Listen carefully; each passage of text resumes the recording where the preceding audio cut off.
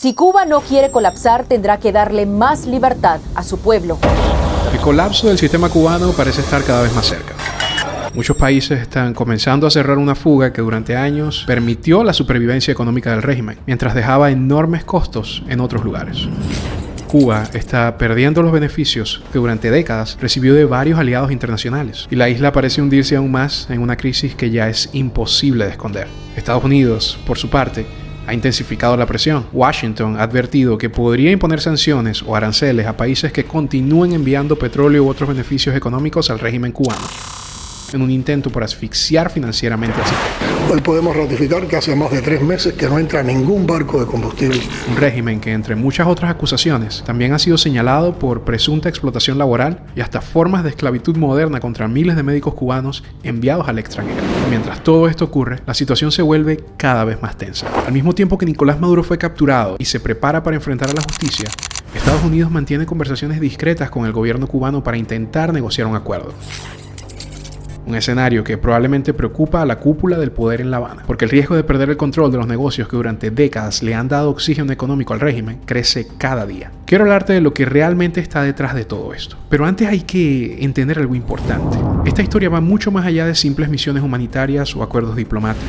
Esta es la historia de cómo más de 600.000 profesionales de salud cubanos han sido enviados al extranjero durante las últimas 6 décadas para trabajar en más de 160 países del mundo. Médicos que han atendido desastres naturales, epidemias y algunas de las regiones más pobres del planeta. Pero también es la historia de cómo nació este sistema, un modelo que empezó después de la Revolución Cubana y que durante décadas sobrevivió gracias al apoyo de la Unión Soviética, luego gracias al petróleo de Venezuela y más tarde gracias a acuerdos con países de América Latina, el Caribe, África e incluso Europa. Un sistema que muchos consideran uno de los experimentos más ambiciosos en la historia moderna, pero también uno de los más controvertidos, porque detrás de esta red global de médicos también hay política, hay dinero y hay poder. ¿Cómo empezó todo esto? ¿Cómo un pequeño país del Caribe terminó enviando médicos por todo el mundo? ¿Y qué ocurrió realmente en Venezuela con el famoso programa Barrio Adentro? Una de las versiones más grandes de este sistema. Esta es la historia de médicos que dejaron su país para ayudar a otros, pero también es la historia de cómo este hombre, Fidel Castro, convirtió a su fuerza médica en una de las exportaciones más valiosas del régimen cubano. Para entender cómo empezó todo, hay que regresar a 1959. La Revolución Cubana acaba de triunfar. Fidel Castro toma el poder. Pero había un problema enorme. No todos apoyaban al nuevo gobierno, y muchos de los que desconfiaban de la revolución comenzaron a irse del país. Profesionales, intelectuales, empresarios y entre ellos muchos médicos. Tras el triunfo de la revolución, Cuba contaba con aproximadamente 6.000 médicos, pero en pocos años, alrededor de la mitad abandonó al país, la mayoría rumbo a Estados Unidos. Para el nuevo gobierno, esto representaba una crisis enorme. Si Cuba quería reconstruir su sistema de salud, tenía que formar muchísimos más médicos. Y el Estado tomó una decisión estratégica: invertir masivamente en educación médica. Durante los años siguientes, el sistema educativo fue reorganizado para producir una nueva generación de profesionales de la salud. Cuba se ha convertido en la esfera de la salud, la más apreciada de cuantas existen en la faz de la tierra. En 1962 se inaugura el Instituto de Ciencias Básicas y Preclínicas Victoria de Girón, uno de los centros clave en esta expansión. El objetivo era ambicioso: convertir a Cuba en uno de los países con mayor densidad de médicos del mundo. Oficialmente, la narrativa era clara. El Estado estaba fortaleciendo el sistema educativo y sanitario para garantizar acceso universal a la salud. Pero algunas fuentes sostienen que el proceso fue más complejo. En 1961, la Ley de Nacionalización de la Enseñanza eliminó la educación privada y redujo el bachillerato tradicional a solo 1 año. También se flexibilizaron algunos requisitos de admisión en las escuelas de medicina. La prioridad era muy clara: formar médicos lo más rápido posible. Al mismo tiempo, Cuba comenzó a aceptar estudiantes internacionales, muchos de ellos provenientes de países del llamado Tercer Mundo. Norteamericana dominicana. Pero el proyecto tenía otra dimensión. Según algunos autores, como los doctores José Luis Comas y Luis Oviedo González, la formación médica también cumplía funciones de movilización política y formación ideológica dentro del sistema revolucionario. La proyección de la formación del médico cubano desde esa época, desde los principios de la revolución, desde después de la batalla de Cochino, después de una supuesta agresión de Estados Unidos a Cuba, cambió todo en el sentido de que la medicina se vio fuertemente instruida por la política, en este caso por los militares. Ya desde principios de los años 60 ya formaba parte en la formación de los médicos ya una asignatura que era formación militar, y los médicos en cuarto año, tercero, cuarto año, quinto año tenían que estudiar, aunque no fueran, eran civiles, pero tenían que estudiar asignaturas relacionadas con la práctica militar de la medicina. En cualquier caso, el resultado fue evidente. En pocos años, Cuba comenzó a producir una enorme fuerza médica estatal. Y muy pronto, esa fuerza sería utilizada más allá de sus fronteras. En 1963, apenas 4 años después de la Revolución, Cuba envió su primera misión médica internacional. El destino, Argelia. El país acababa de independizarse de Francia y enfrentaba una grave escasez de profesionales de la salud. El 23 de mayo de 1963, un grupo de médicos cubanos llegó para apoyar su sistema sanitario. Era el comienzo de algo que el gobierno cubano llamaría internacionalismo médico, un concepto que combinaba ayuda sanitaria con presencia internacional. Con el tiempo, estas brigadas médicas comenzaron a aparecer en distintos lugares del mundo, pero su papel iba a cambiar rápidamente, porque en las décadas siguientes, el mundo también estaba cambiando, y Cuba estaba a punto de entrar en el tablero geopolítico más grande del siglo XX, la Guerra Fría.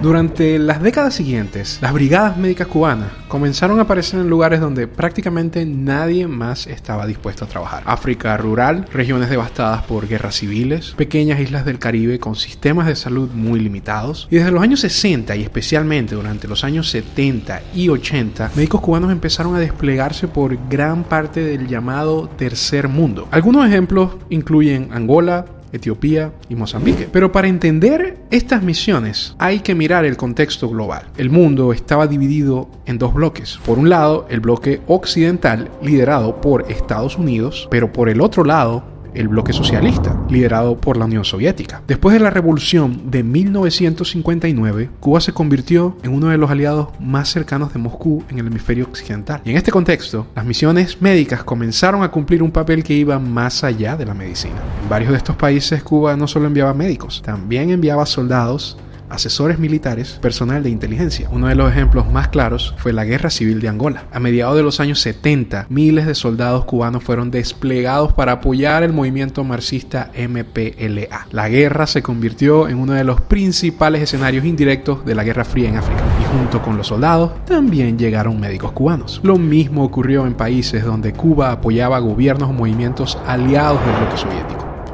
Desde la narrativa oficial, estas misiones eran presentadas como actos de solidaridad internacionalista. La imagen era poderosa. Un pequeño país del Caribe enviando médicos para ayudar a los pueblos más pobres del mundo. Pero en el contexto geopolítico de la Guerra Fría, estas brigadas también cumplían otra función. Permitía a Cuba y al bloque soviético proyectar influencia política en regiones estratégicas de ese tercer mundo. Durante casi 3 décadas, este modelo funcionó dentro de ese contexto global. Cuba tenía el respaldo económico de Moscú y las brigadas médicas formaban parte de un proyecto ideológico más amplio. Pero todo eso estaba a punto de acabar. En 1989 cayó el muro de Berlín. Y poco después, en 1991, ocurrió algo aún más importante. La Unión Soviética desapareció. El sistema que había sostenido la economía cubana durante décadas simplemente dejó de existir. La caída de la Unión Soviética golpeó a Cuba con una fuerza enorme. Durante más de 30 años, la economía cubana había dependido en gran medida del apoyo de Moscú. Subsidios, comercio preferencial, petróleo muy barato, pero de repente todo eso se acabó. La isla entró en una de las peores crisis económicas de su historia. En Cuba, este periodo se conoce como el periodo especial. Escasez de combustible, escasez de alimentos, colapso de industrias. Era una crisis nacional. Y en medio de este colapso económico ocurrió algo muy curioso. Las misiones médicas cubanas no desaparecieron. De hecho, sobrevivieron. Y con el tiempo incluso comenzaron a expandirse. Porque lo que durante décadas había sido principalmente una herramienta ideológica dentro de la Guerra Fría, empezó a transformarse en algo más. Una estrategia económica. una forma de generar ingresos para el Estado cubano. Durante los años 90, mientras el país atravesaba este periodo especial, las misiones médicas comenzaron a reorganizarse y expandirse silenciosamente. Muchos países africanos que ya tenían presencia médica cubana, como Angola, Mozambique y Namibia, continuaron recibiendo estas brigadas médicas. En estos lugares los médicos cubanos trabajaban en hospitales, en clínicas rurales y programas comunitarios de salud. También entrenaban personal local y ayudaban a sostener sistemas de salud con muy pocos médicos disponibles. Para finales del siglo XX, decenas de miles de profesionales de salud cubanos habían trabajado en casi un centenar de países. Pero algo nuevo empezaba a aparecer. Los acuerdos comenzaron a cambiar. Algunos países comenzaron a pagar directamente por los servicios médicos cubanos. Otros cubrían salarios, infraestructura y cooperación técnica. Poco a poco, las brigadas médicas comenzaron a convertirse en una de las principales fuentes de ingresos internacionales del Estado cubano. Y al mismo tiempo, estas misiones seguían fortaleciendo algo muy valioso para el gobierno: su imagen internacional. En muchas regiones pobres del mundo, los médicos cubanos eran vistos como los profesionales que llegaban a las comunidades donde nadie más quería trabajar. Barrios marginales, zonas rurales, islas remotas, lugares donde los sistemas de salud simplemente no llegaban. Y durante toda la década de los 90, esa reputación fue creciendo. Pero todavía faltaba algo. Un proyecto que llevaría este modelo a una escala completamente distinta. Un proyecto que convertiría a las brigadas médicas cubanas en una de las mayores operaciones médicas internacionales de la historia moderna. Ese proyecto comenzó en el año 2003, en Venezuela, y se llamó Barrio Adentro. La gran transformación llegó en 2003. Ese año, dos líderes que llevaban años cultivando una relación política muy cercana decidieron crear algo nuevo, una alianza que cambiaría por completo la escala de las misiones médicas cubanas. Por un lado estaba Hugo Chávez y en el otro, Fidel Castro, por supuesto. Venezuela tenía algo que Cuba necesitaba desesperadamente: petróleo. Y Cuba tenía una propuesta estratégica para elevar aún más la popularidad de Chávez, que ya venía en alza luego del golpe del 2002. Así nació uno de los programas de salud pública más ambiciosos de Latinoamérica, Misión Barrio Adentro. La idea era muy sencilla: llevar atención médica a los barrios más pobres de Venezuela, zonas donde muchas veces no había clínicas ni hospitales cercanos ni médicos dispuestos a trabajar. No porque no hubiese la gente, el potencial humanitario, sino porque a esas zonas nunca se les invirtió. Entonces, se comenzó a enviar miles de médicos cubanos que se instalaron en pequeños consultorios dentro de los barrios, clínicas improvisadas, módulos médicos construidos entre casas y calles de tierra prácticamente. Muchos médicos incluso vivían dentro de las mismas comunidades donde trabajaban. Durante los siguientes años, decenas de miles de profesionales cubanos pasarían por Venezuela, se establecieron allí. Para el gobierno venezolano, el programa representaba una expansión masiva de la atención primaria. Pero para Cuba, Barrio Adentro significaba algo más importante: una tabla de salvación económica. Porque el acuerdo entre ambos gobiernos incluía algo clave. Venezuela comenzó a enviar decenas de miles de barriles de petróleo diarios a Cuba. A cambio, Cuba enviaba médicos, enfermeros y otros profesionales afines. Esta era una oferta que no podían rechazar. Era un intercambio que muchos analistas resumieron como algo imposible, prácticamente imposible de rechazar. Barrio Adentro se convirtió rápidamente en la mayor misión médica internacional de Cuba en toda su historia. Pero al mismo tiempo que miles de médicos trabajaban en Venezuela, las brigadas médicas cubanas seguían desplegándose en crisis alrededor del mundo. Zonas devastadas por terremotos, huracanes o epidemias eran oportunidades para enviar estas brigadas médicas. Después del 2005, en el Kashmir Earthquake, por ejemplo, Cuba envió más de 2.000 profesionales de salud y montó hospitales de campaña en las zonas más afectadas de Pakistán. Fue una de las mayores misiones médicas internacionales que Cuba había realizado hasta ese momento. Operaciones como esa ayudaron a construir una reputación internacional muy poderosa. Cuba empezó a proyectar la imagen de un país pequeño que a la vez era capaz de enviar médicos a cualquier parte del mundo. Muchos observadores dijeron que la isla comenzó a ser vista como una especie de superpotencia médica global del sur. Con el tiempo incluso se creó una unidad especializada muy famosa llamada la Brigada Henry Reed, un contingente internacional de médicos entrenados específicamente para responder a desastres naturales y a grandes epidemias. Los médicos cubanos eran recibidos con entusiasmo en muchos lugares, en aldeas africanas, en barrios pobres de América Latina, en pequeñas islas del Caribe. Para millones de personas, ellos eran simplemente los médicos del pueblo. Pero hubo un país que rechazó esa ayuda. ¿Adivinan cuál es? En 2005, después del devastador huracán Katrina, el gobierno de Fidel Castro hizo una oferta pública a los Estados Unidos. Cuba ofreció enviar más de 1.500 médicos cubanos listos para viajar inmediatamente, más de 30 toneladas de medicamentos y equipos médicos, brigadas especializadas en medicina de desastre. Los médicos incluso fueron reunidos en La Habana con mochilas listos para partir. Según el gobierno cubano, estaban preparados para viajar en cuestión de horas, pero la oferta nunca fue aceptada por el gobierno de Estados Unidos. Las brigadas nunca salieron. Aún así, el episodio reforzó la narrativa que Cuba llevaba años construyendo, la de un país dispuesto a enviar médicos a cualquier crisis del planeta. Pero mientras Barrio Adentro seguía expandiéndose, comenzaron a aparecer las primeras críticas. Y curiosamente, las primeras no vinieron de Estados Unidos, vinieron desde el propio gremio médico venezolano. La Federación Médica Venezolana denunció que muchos médicos cubanos no estaban adecuadamente licenciados para ejercer en el país según la legislación venezolana. Incluso llegaron a obtener una orden judicial en 2003 que buscaba impedir que los médicos cubanos ejercieran sin cumplir con los requisitos profesionales establecidos en Venezuela. El conflicto terminó resolviéndose con un acuerdo político que permitió que los médicos cubanos continuaran trabajando dentro del programa. Básicamente, el propio gobierno venezolano ignoró la palabra de sus propios médicos. Pero las dudas no desaparecieron. Con el tiempo comenzaron a surgir otras denuncias sobre el funcionamiento del sistema. Entre ellas, mala calidad de atención, falta de equipamiento en los módulos médicos, manipulación o exageración de estadísticas sanitarias. A esto se sumaba un problema estructural. Muchos de los centros de Barrio Adentro dependían completamente del financiamiento estatal.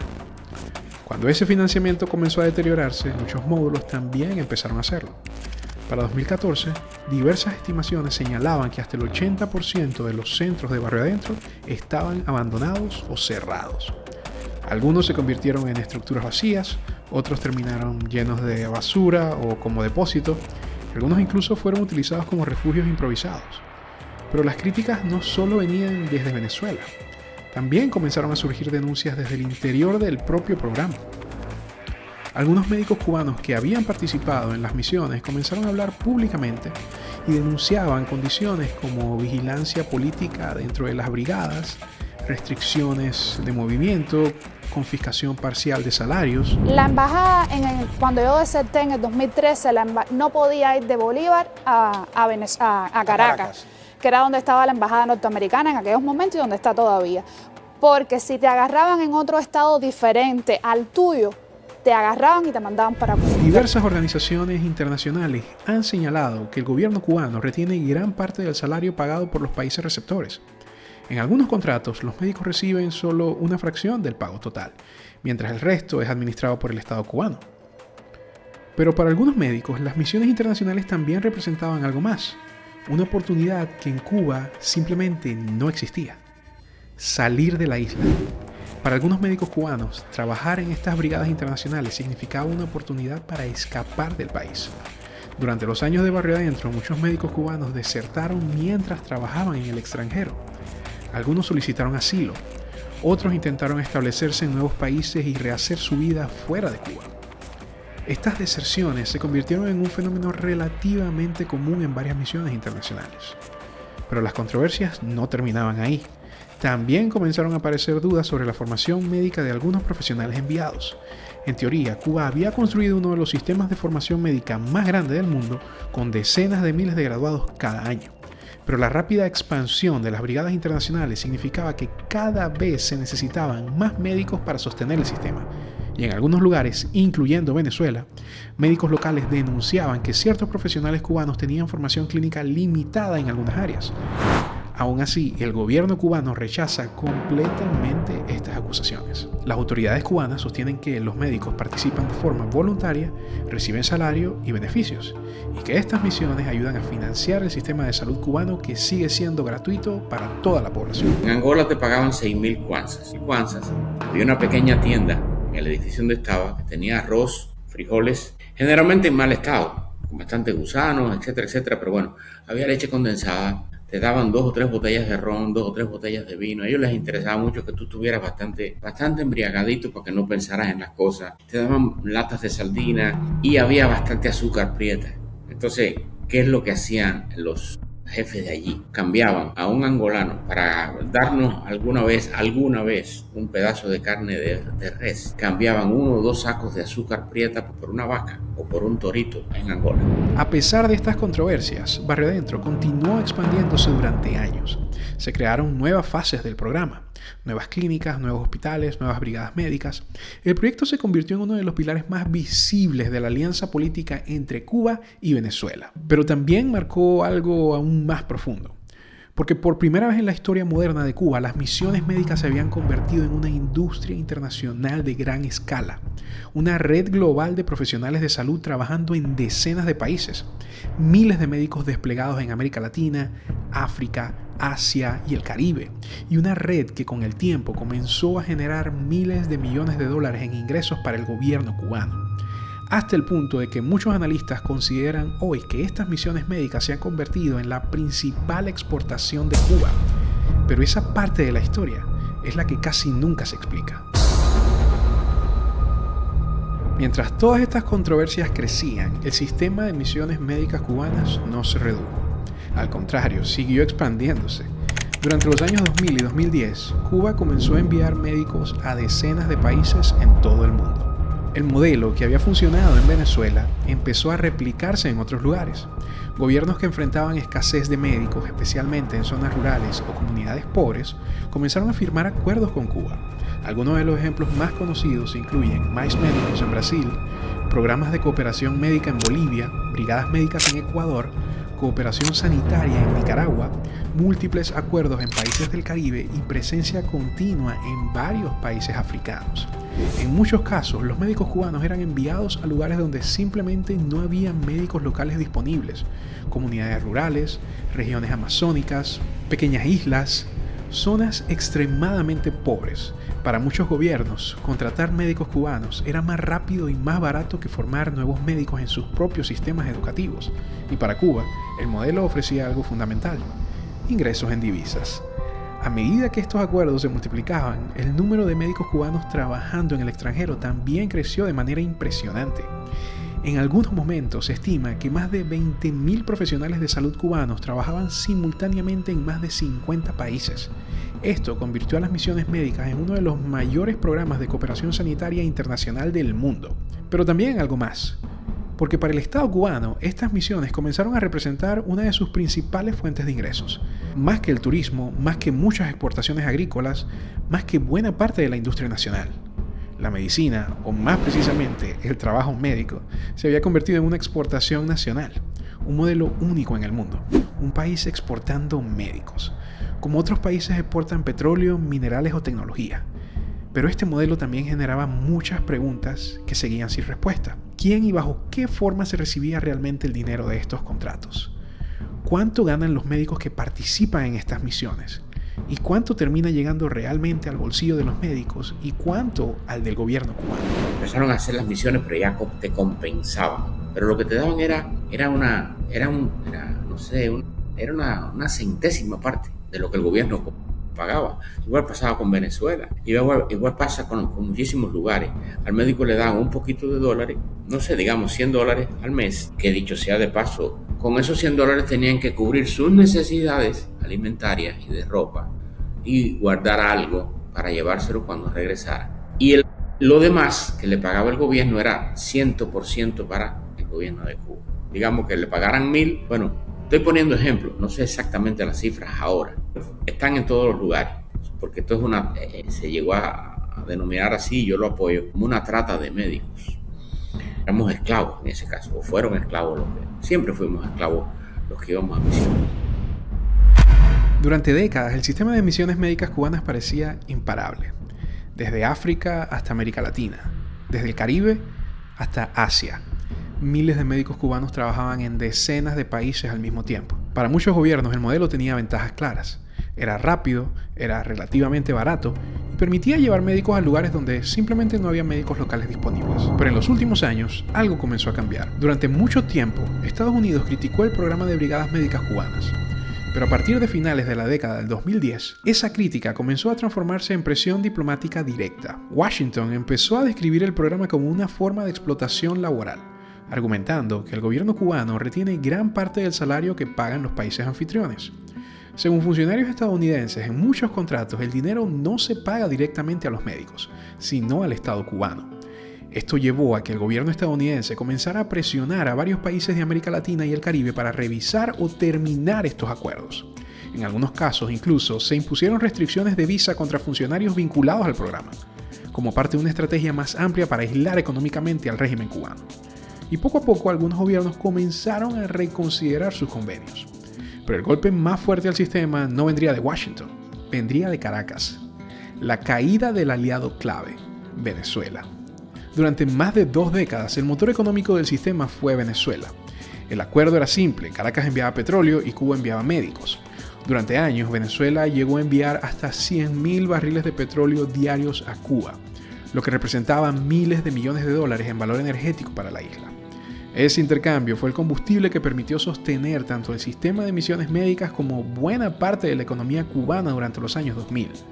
Pero ese modelo comenzó a derrumbarse, primero con la crisis económica venezolana y luego con un evento que cambió completamente el panorama político regional: la captura de Nicolás Maduro. La detención del líder venezolano desencadenó una reconfiguración del poder en Caracas. Y en medio de esa transición, una figura clave del chavismo asumió el control político: Delcy Rodríguez. Pero a diferencia de Maduro, su gobierno comenzó rápidamente a negociar con Washington. Entre las concesiones más importantes se encontraba el reordenamiento del sector petrolero venezolano. Y una de las consecuencias más directas fue la reducción y eventualmente final del flujo preferencial de petróleo hacia Cuba. Durante años, ese petróleo había sido el oxígeno energético del régimen cubano. Cuando ese flujo comenzó a desaparecer, la economía cubana entró en una nueva crisis energética y los apagones se multiplicaron. El transporte comenzó a paralizarse y los hospitales comenzaron a operar con electricidad intermitente y escasez de combustible. El golpe para el sistema cubano fue enorme, porque sin ese petróleo venezolano, una de las bases económicas del modelo también empezaba a desaparecer. Ante ese escenario, Cuba comenzó a buscar nuevos aliados energéticos. Uno de los más importantes fue México. Durante los últimos años, el gobierno mexicano permitió el envío de cargamentos de petróleo hacia Cuba, intentando aliviar la crisis energética de la isla. En 2025, por ejemplo, la empresa estatal Pemex llegó a enviar petróleo por un valor cercano a $500 millones. Pero ese apoyo también comenzó a generar tensiones internacionales. Washington advirtió que podría imponer medidas comerciales contra países que ayudaran a sostener económicamente al régimen cubano. Y finalmente, en enero de 2026, México anunció la suspensión de los envíos de petróleo hacia Cuba, afirmando que se trataba de una decisión soberana. Para el gobierno cubano esto representó otro golpe importante, porque el intento de reemplazar el petróleo venezolano con apoyo mexicano no logró sostenerse. Mientras todo esto ocurría, varios países comenzaron a cancelar o reducir sus acuerdos médicos con Cuba. Desde inicios de 2026, al menos 4 países anunciaron el fin del programa o su retirada gradual, entre ellos Guatemala, Jamaica, Honduras y Guyana. En Honduras, más de 150 médicos cubanos abandonaron el país después de que el nuevo gobierno cancelara el acuerdo de cooperación médica. En Jamaica, el gobierno decidió terminar un acuerdo que había durado décadas, tras desacuerdos sobre las condiciones laborales del programa. En Guyana, el programa terminó después de 50 años de cooperación médica, cuando el país intentó pagar directamente a los médicos en lugar de enviar el dinero al gobierno cubano. Y en Guatemala, el gobierno anunció una retirada progresiva del programa tras presiones diplomáticas y reformas en su propio sistema sanitario. Lo que está ocurriendo no es un evento aislado, es parte de un cambio regional más amplio, un sistema que durante décadas había sido una de las herramientas diplomáticas más importantes de Cuba, comenzaba a perder terreno. Mientras tanto, dentro de la propia Cuba ocurre algo aún más preocupante. El sistema de salud cubano enfrenta hoy múltiples problemas: escasez severa de medicamentos, hospitales deteriorados, falta de equipamiento básico, médicos emigrando del país, la isla también enfrenta apagones masivos y crisis energética, agravadas por la reducción del petróleo importado. Eso es totalmente cierto. Esto plantea una pregunta cada vez más incómoda. ¿Puede un país seguir exportando médicos al mundo cuando su propio sistema sanitario está en crisis? Durante más de medio siglo, Cuba logró algo extraordinario. Construyó una red global de médicos. Una red que llegó a operar en más de 150 países. Durante décadas, ese sistema funcionó como una herramienta diplomática, una fuente de prestigio internacional y una de las principales fuentes de ingresos del Estado cubano. Miles de médicos fueron enviados alrededor del mundo, África, América Latina, el Caribe, a zonas devastadas por desastres naturales. Pero detrás de esa narrativa humanitaria también existía otra realidad. Las misiones médicas se convirtieron en una herramienta política y en uno de los principales mecanismos de generación de ingresos del régimen cubano. Durante años, el trabajo de miles de médicos fue utilizado como moneda de cambio en acuerdos geopolíticos, petróleo por médicos, divisas por médicos, influencia política por médicos. Pero ahora, ese modelo parece estar entrando en su momento más difícil. Los acuerdos se están reduciendo, los aliados energéticos están desapareciendo, las presiones internacionales aumentan. Y el sistema que durante décadas ayudó a sostener económicamente al régimen cubano, no a Cuba, comienza a mostrar señales claras de agotamiento.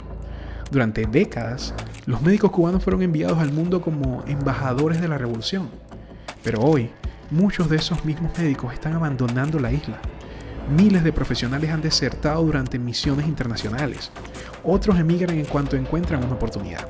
El sistema, que una vez fue presentado como la mayor misión médica internacional de la historia, podría estar entrando en su fase final.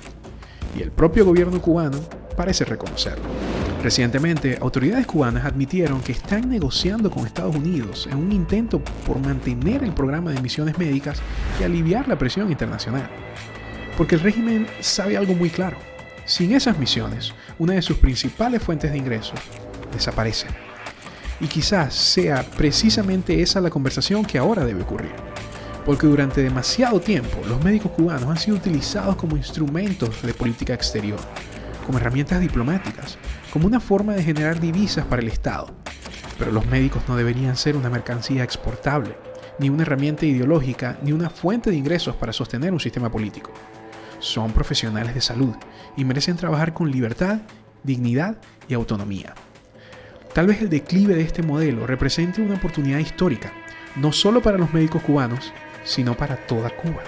Una oportunidad para dejar atrás décadas de control político, crisis económica y promesas incumplidas. Una oportunidad para que los profesionales cubanos puedan ejercer su medicina sin ser utilizados como instrumentos del Estado. Y quizá también una oportunidad para que el pueblo cubano pueda finalmente vivir sin la presión y la desdicha de tantos años de revolución. Porque al final, esta historia nunca fue solo sobre médicos, siempre fue sobre poder y sobre un sistema que durante décadas utilizó la medicina como una de sus herramientas más eficaces. Pero incluso los sistemas que parecen eternos algún día llegan a su final y tal vez ese momento esté comenzando ahora.